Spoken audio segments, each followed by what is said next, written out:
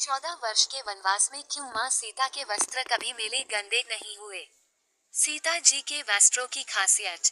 रामायण को लेकर हमारे मन में बहुत से सवाल उत्पन्न होते हैं। उन्हीं में से एक सवाल ये भी है कि 14 वर्ष के वनवास में क्यों माँ सीता के वस्त्र कभी मेले नहीं हुए। सीता जी के वस्त्रों में ऐसी क्या खास बात थी जो कभी गंदे नहीं होते थे।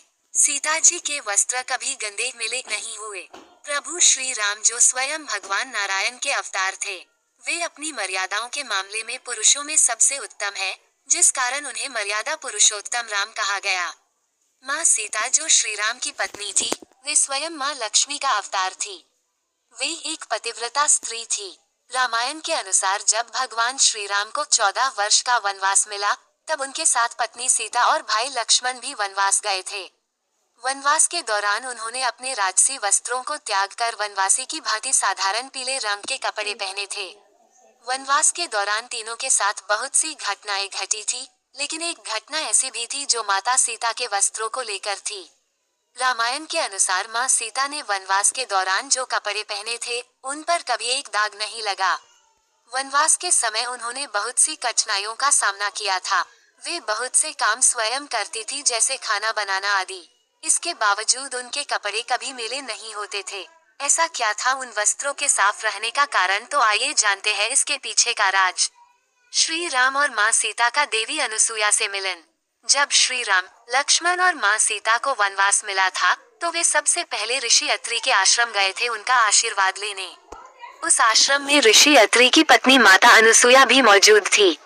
माँ अनुसुईया, जिनके बारे में धर्म शास्त्रों में कहा जाता है कि वे एक उच्च कोटि की पतिव्रता स्त्री थी, उन्हें सतीत्व का सर्वोच्च शिखर माना जाता है।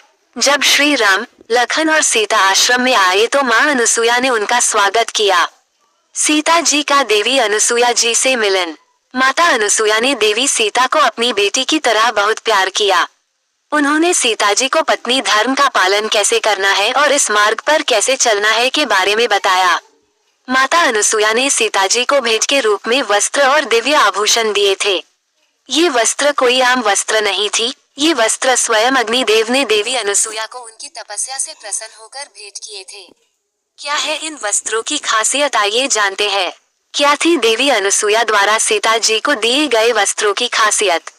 सीता जी को वस्त्र और आभूषण देते हुए देवी अनुसुईया ने इन वस्त्रों और आभूषण की खासियत बताते हुए कहा कि ये वस्त्र कोई आम वस्त्र नहीं है, ये एक दिव्य वस्त्र है जिनको अग्निदेव ने मेरी तपस्या से प्रसन्न होकर मुझे प्रदान किए थे।